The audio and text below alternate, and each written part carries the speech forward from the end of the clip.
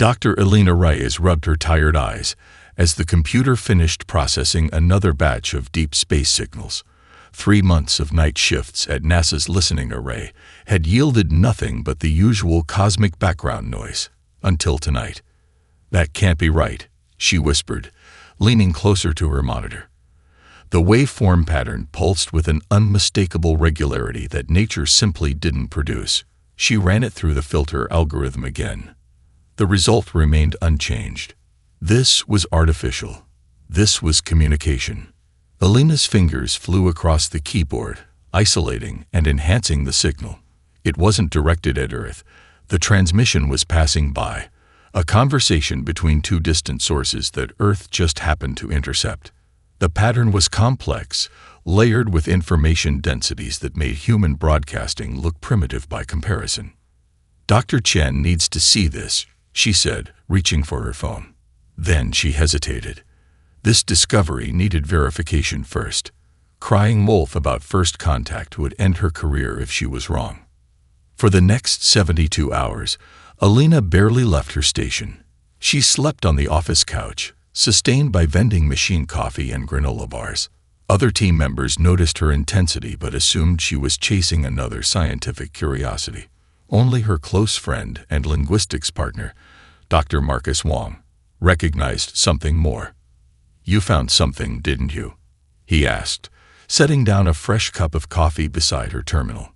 Elena glanced around the empty lab before pulling him closer. "I think I found them, Marcus. Not just signals. Conversations between two different non-human civilizations." She showed him the translation algorithm she'd been developing. It was preliminary, based on mathematical patterns and contextual repetitions, but it was yielding results. Words began to emerge. Coordinates, tactical terms, resource assessments. "They're talking about staging areas and strategic positions," Marcus said, his voice dropping to a whisper. "This sounds military." "It gets worse," Elena said, pulling up another screen. "I've isolated recurring terms for both communicating species. This group here," she pointed to a cluster of signal patterns. "They call themselves something like Vorax. The others refer to themselves with sounds I can't pronounce, but roughly translates to Kelthi. And they're both talking about the same coordinates." Marcus's face paled as he recognized the stellar positioning. "That's our solar system." "Not just our system," Elena said grimly. "Specifically Earth. They're coming here, Marcus. Both of them. And from what I can translate, they don't seem particularly interested in asking permission." The most chilling translation had come through just before dawn. A Vorax transmission referring to Earth as minimally defended territory with primitives suitable for basic labor functions. The Kelthi response had been equally dismissive, describing humans as barely sentient biological curiosities, while focusing on Earth's strategic position for their ongoing conflict. When Elena finally presented her evidence to the hastily assembled World Security Council 3 days later, she brought audio. The room fell silent as the alien voices filled the chamber, one harsh and guttural, the other melodic but emotionless. Her translation algorithm provided text, battle plans, invasion strategies, casual dismissals of humanity's right to exist. General Santos, commander of the United Earth Defense Force, broke the silence. "How long do we have?" "The Vorax scout ships are already passing Neptune," Elena said. "Maybe 2 weeks before they reach Earth orbit. The Kelthi are further out, but moving faster." "And our options?" The Secretary General's voice was steady despite her pale complexion. "Conventional resistance would be hopeless. Their technology is centuries beyond ours." Elena took a deep breath. "But I don't think we need to fight them directly. They're so focused on each other, so convinced of our insignificance. Maybe that's our advantage." For the first time that day, Elena smiled. Commander Jackson Wee studied the alien transmission data with narrowed eyes. The military officer had been pulled from a classified special operations unit in the Pacific and flown to the emergency summit within hours of Elena's presentation. Unlike the other military leaders who immediately began discussing weapon systems and evacuation protocols, Wei remained silent, watching the translation scroll across the screen again and again. "You're not suggesting we surrender," he finally said to Elena during a break in the increasingly desperate meeting. "No," she replied, surprised by his calm demeanor. "But we can't fight them conventionally either." Wei nodded, a slight smile forming. "When I was stationed in Malaysia, my team was once trapped by forces that outnumbered us 20-1. We survived by making our enemy fight shadows." He requested a private meeting with the Secretary General that evening.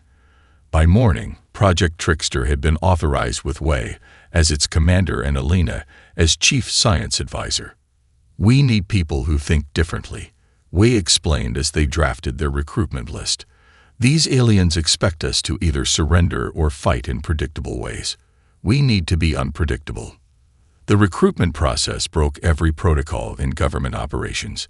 Chess grandmaster Sofia Petrova was extracted from a tournament in Vienna. Stage illusionist James Chen was pulled off a Las Vegas stage mid-performance. Dr. Aisha Mbeki, Africa's leading expert on primate behavior patterns, was flown in from her field research station in Rwanda. The list grew.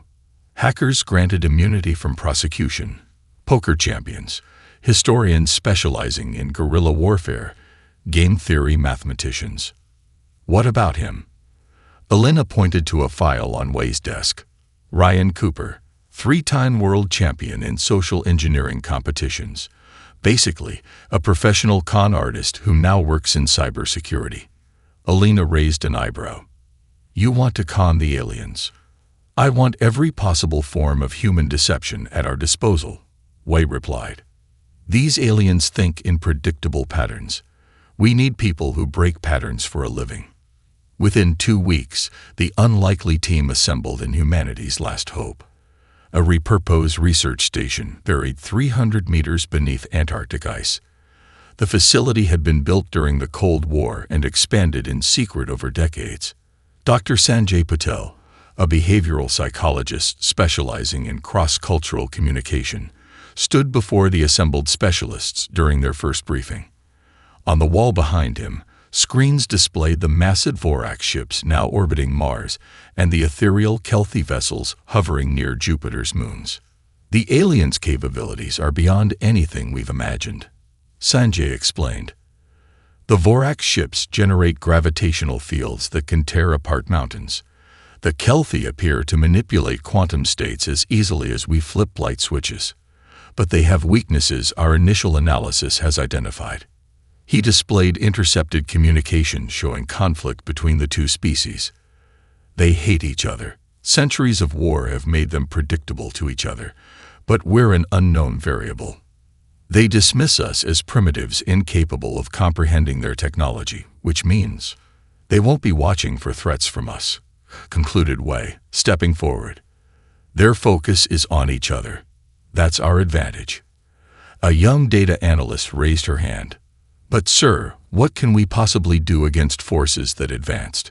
Why are we hiding instead of building defenses?" Wei smiled, pulling a coin from his pocket. With a quick motion of his fingers, the coin seemed to vanish, only to reappear behind the analyst's ear.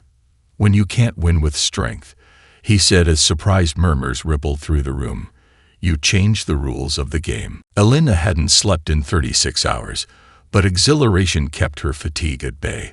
Her linguistics team had achieved what seemed impossible just days earlier. "It works," she announced, her voice echoing in Project Trickster's main laboratory. "We can mimic both alien communication patterns with 97% accuracy." Commander Wei approached the workstation where intercepted alien transmissions had been analyzed, broken down, and reconstructed by Elena's team. What had begun as a theoretical translation algorithm had evolved into something far more valuable, a perfect forgery system. "Show me," Wei said. Elena nodded to her colleague Dr. Marcus Wong, who activated the system. The laboratory speakers emitted a series of harsh, guttural sounds, the distinctive communication pattern of the Vorax. A second later, the system produced the melodic, almost musical tones of the Kelthie language. "The vocalization is just for our benefit," Elena explained. The actual transmission would be encoded energy patterns, but the structure, frequency, and authentication markers are identical to genuine communications. Neither side will be able to tell it's not coming from their own kind. Wei's eyes gleamed. And you're certain they won't trace it back to us? Ryan Cooper, the former con artist, stepped forward. We're routing everything through captured relay nodes in the asteroid belt.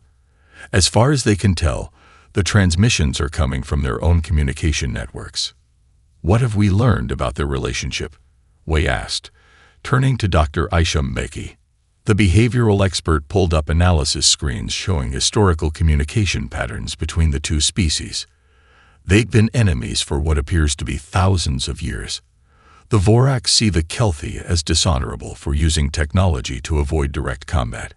The Kelthi view the Vorax as primitive brutes too stupid to appreciate subtle strategy. Perfect, Wei said, a slight smile forming. We have the first element of psychological warfare, a pre-existing bias that makes our deception believable. Operation False Flag launched the following day. Carefully crafted false communications began flowing between alien fleets, subtle at first, just enough to create uncertainty. Apparent Vorax battle plans suggesting surprise attacks on Kelthi positions. Supposed Kelthi communications discussing weaknesses in Vorax defenses. For 2 weeks, tension built between the alien forces. Earth's situation grew increasingly dire as Vorax landing parties established footholds in Siberia and the Canadian wilderness, their towering biomechanical walkers patrolling captured territory. Meanwhile, crystalline Kelthi observatories appeared in the skies above major cities, scanning everything with penetrating light beams. The breaking point came near Europa. A Vorax patrol intercepted what they believed were Kelthi orders to establish a forward base in a strategically important position. In reality, the transmission was created in the Antarctic facility by human linguists. The Vorax commander, following protocols established over centuries of conflict, attacked immediately. In Project Trickster's command center, the team watched satellite feeds as energy weapons flared between alien vessels. For the first time since arrival, the invaders were focused entirely on each other. "It's working," whispered Elena, barely believing what she was seeing. Dr. Sanjay Patel observed the battle with clinical detachment. "The best place to hide," he said softly, "is between two predators." Wei nodded, watching the distant flashes of weapons fire. Phase 1 complete. Now we study their technologies while they're distracted. We need weaknesses, not just in their psychology, but in their systems. "And if we don't find any?" asked a junior analyst. "We will," Wei replied with conviction. "No species is perfect, especially ones who think they already know everything there is to know about us." Dr. Kiyoshi Tanaka had been a quantum physicist before the invasion. He had also been an amateur magician, a hobby his colleagues found amusing but irrelevant to his scientific work. Now, as he stood before a damaged Kelthi scout ship recovered from the Europa skirmish, both skill sets were proving unexpectedly valuable. Their technology operates on principles we theorized but never implemented, Kiyoshi explained to the gathered Project Trickster team. They've achieved what we call quantum coherence at a macroscopic scale. Their computing doesn't use binary systems. It processes all potential states simultaneously. Alina frowned. "So they're more advanced than we thought." "Yes and no," Kiyoshi replied with a hint of excitement. "Their systems are perfect at processing logical information. But look what happens when I introduce this." He connected a simple tablet to the alien interface he'd managed to access. On the screen appeared a classic optical illusion, concentric circles that appeared to move despite being static. The alien system's lights flickered erratically. Warning sounds emanated from the machinery. "What's happening?" Commander Wei asked, stepping closer. "Cognitive dissonance," Kiyoshi explained. "Human brains naturally filter contradictory information. We can see the duck and the rabbit simultaneously in an image, recognize paradoxes, and handle visual illusions. Their systems can't. They're too perfect, too logical. They have no capacity for the contradictions we process instinctively. He displayed another image, the famous impossible staircase that seemed to loop continuously upward. The alien system's lights dimmed completely. A simple visual paradox just crashed their neural interface, Kiyoshi said, unable to hide his grin. Imagine what carefully designed paradoxical information packets could do to their major systems. Across the facility, Dr. Maya Okafor was making equally important discoveries about the Vorax. The cultural anthropologist had been analyzing communication patterns from a captured Vorax soldier. Their society is rigidly hierarchical, she explained during the evening briefing. Every individual knows their exact place in the social structure. There's no concept of social mobility or individual creativity. To demonstrate, Maya played a recording of classical music for the captive Vorax. The alien showed no reaction. She switched to jazz, with its improvisational structure. The effect was immediate. The Vorax became visibly agitated, even distressed. They literally cannot understand improvisation, Maya explained, or why anyone would ever deviate from established patterns. Their entire society is built on rigid adherence to predetermined roles. Commander Wee nodded slowly, connecting the insights.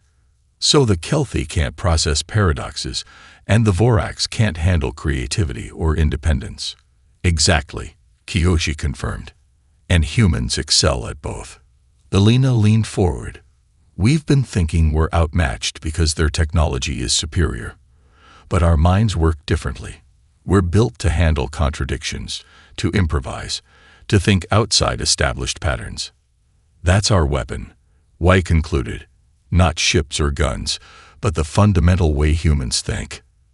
The team worked through the night, developing what they called cognitive disruptors, specifically designed information packages that would play havoc with alien perception.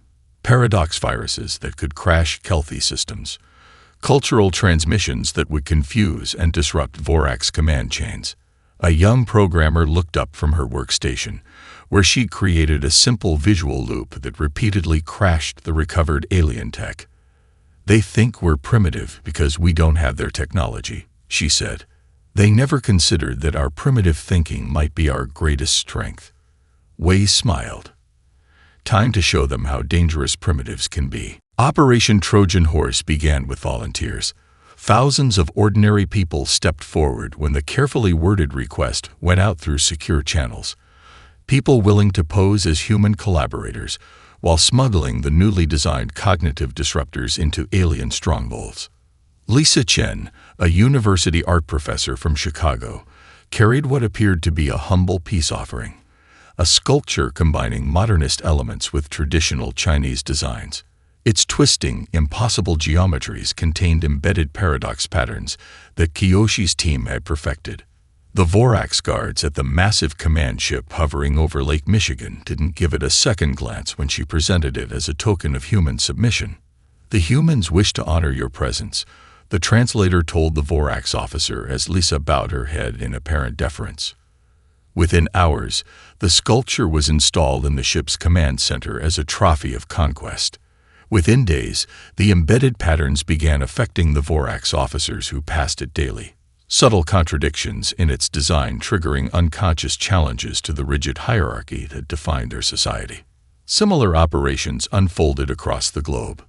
In Sydney, street performers distracted Kelthi observers with elaborate choreography, while technicians planted paradox transmitters near their crystalline structures.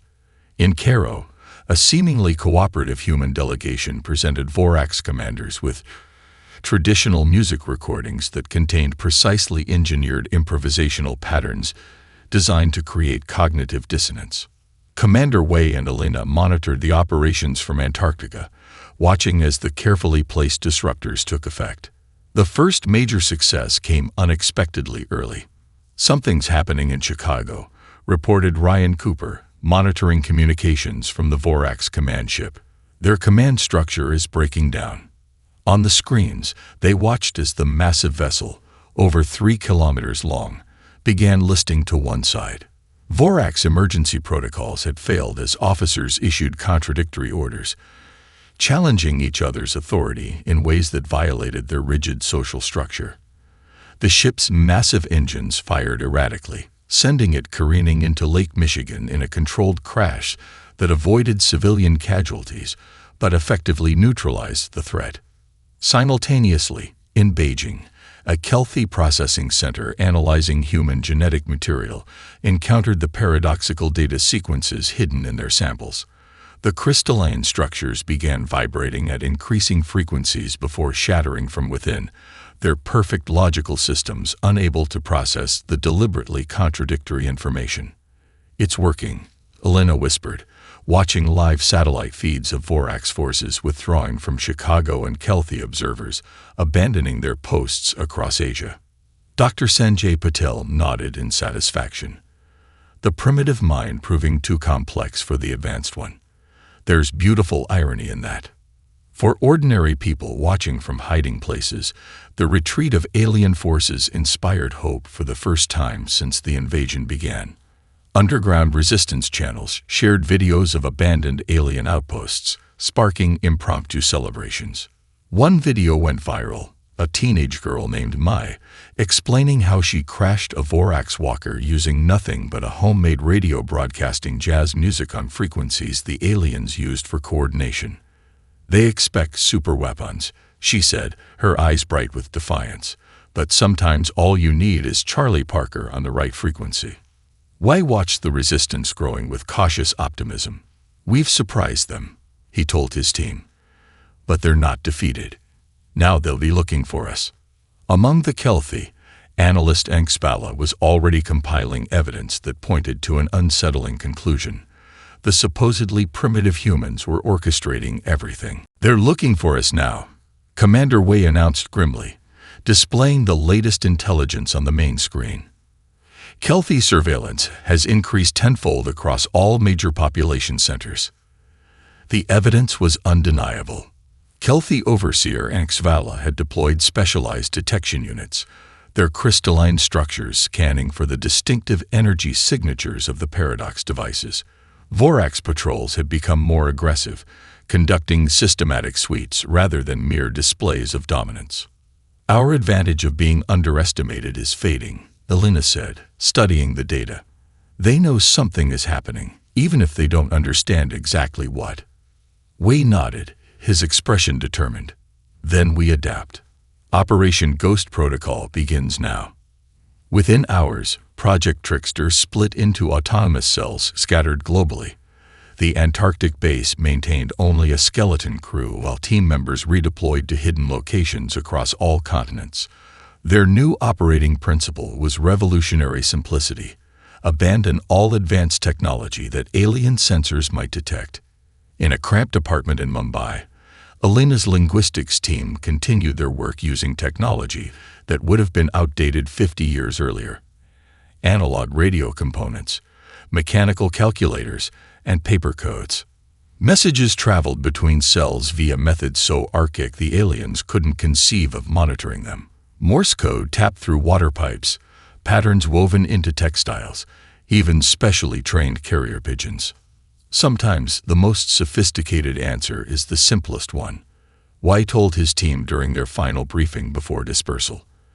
They're looking for digital signatures, energy patterns, radiation. They won't look for a handwritten note carried by a child. Meanwhile, the most dangerous mission yet was already underway.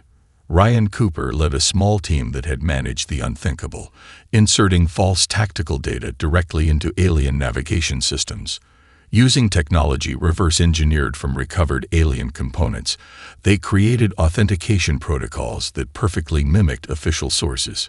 "It's like forging a signature on official letterhead," Ryan explained to his nervous team from their hideout in an abandoned subway tunnel beneath London. They trust the source implicitly, so they never question the content. The culmination of their efforts came during a massive space battle near Saturn's rings. Vorax and Kelthi armadas, each believing they had intercepted the other's battle plans, arrived at precisely the wrong coordinates.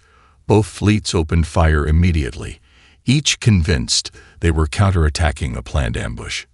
In Wei's temporary command center, a converted wine cellar in southern France, grainy satellite imagery showed the distant flashes of weapons fire. The battle raged for 3 days, decimating both alien forces. On Earth, the chaos created opportunities. Cities under alien occupation saw their overseers suddenly recalled to space. Resistance cells moved quickly, reclaiming territory and disabling remaining alien technology using the now-proven paradox devices and cultural disruptors. A 16-year-old girl in Manila became a symbol of the resistance when she crashed 3 Vorax walkers using nothing but a homemade radio broadcasting random number sequences over their command frequency. Her video message spread worldwide through the human underground network. They expect superweapons, but sometimes all you need is noise on the right channel.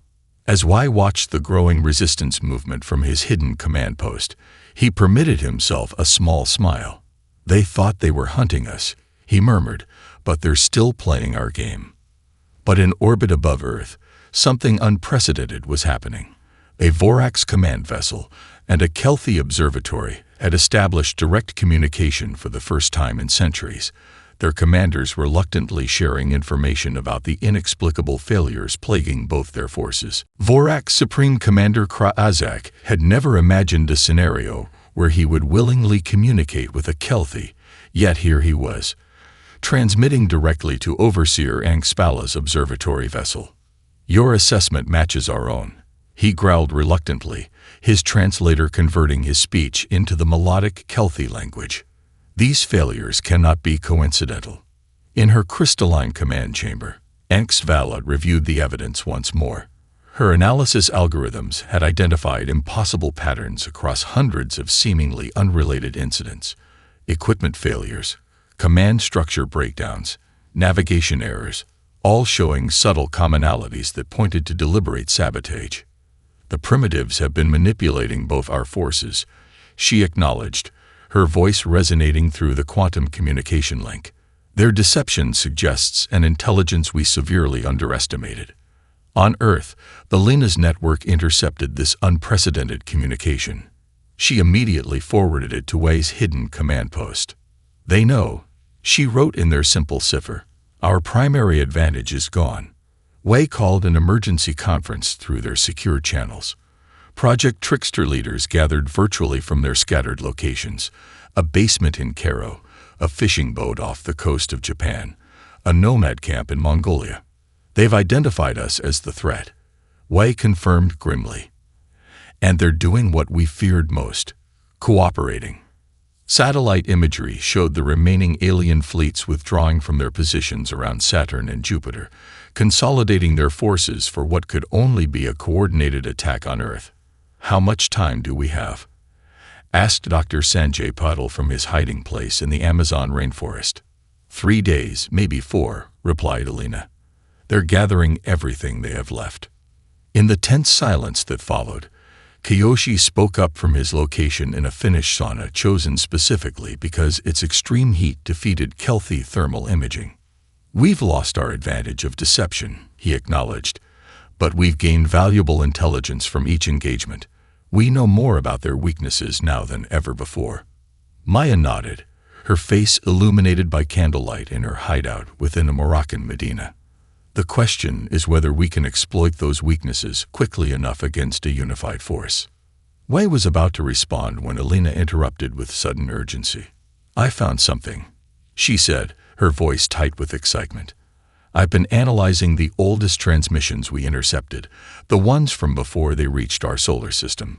She shared her screen, displaying ancient communications patterns from both species.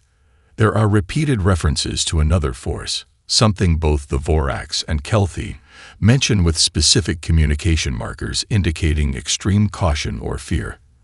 They call them the Architects. The team watched as Elena highlighted patterns across multiple transmissions, subtle references to territories avoided, coordinates deliberately bypassed, warnings shared even between enemies.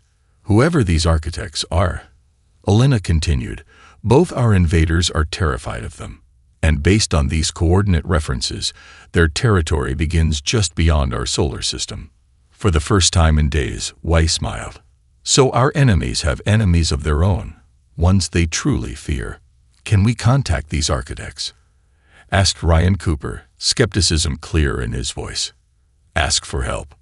We don't need to actually contact them, Wei replied, the familiar gleam of strategic insight returning to his eyes. We just need the Vorax and Kelthi to believe we have. He leaned forward, his face illuminated by the dim light of his hidden command post. Elena, how quickly can your team create a perfect imitation of these architect communications? With the patterns we've identified. 24 hours, maybe less. Then we have our final gambit, Wei said. One last deception on an even grander scale. The combined alien fleet appeared at the edge of Earth's atmosphere exactly as predicted. Over 200 vessels, the remaining strength of both the Vorax and Kelthi forces, positioned themselves in perfect attack formation. Their temporary alliance was evidence of how seriously they now took the human threat. In hidden locations across the planet, Project Trickster teams made their final preparations. Broadcast systems ready, Elena reported from her position in an abandoned radio telescope facility in Puerto Rico. Her team had worked non-stop, creating perfect replicas of the mysterious architect communications. Visual countermeasures in place, confirmed Kiyoshi from his control center buried beneath Mount Fuji. His team had repurposed captured alien technology, combined with Earth's most advanced holographic systems, for the grandest illusion in human history. Commander Wei took a deep breath. After everything they had endured, their fate now rested on perhaps the greatest bluff ever attempted by humanity. Begin Operation Final Gambit, he ordered. The Lena's team activated their broadcast systems.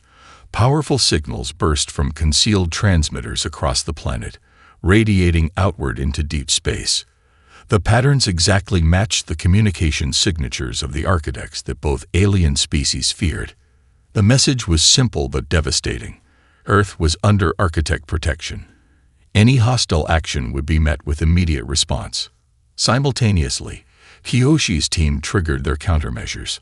Holographic projections, amplified by repurposed alien technology, created the illusion of massive defense systems activating around the planet. Dormant satellites suddenly seemed to transform into weapon platforms. The polar ice caps appeared to split open, revealing enormous energy cannons. For the final touch, Maya's psychological warfare team executed their masterstroke. They detonated precisely placed explosives on the far side of the moon, timed perfectly with a holographic projection that made it appear as if an invisible weapon had fired from Earth. The explosion carved a massive crater visible to the alien fleet, a convincing demonstration of devastating power that didn't actually exist. In the alien command vessels, panic spread rapidly. Vorax Supreme Commander Kra'azak stared in disbelief at sensor readings showing architect communication patterns emanating from Earth. Kelthi Overseer Axvala's crystalline form vibrated with alarm as her analysis systems confirmed the humans had somehow contacted the one force that both their civilizations had agreed to avoid at all costs. Impossible, Kra'azak growled.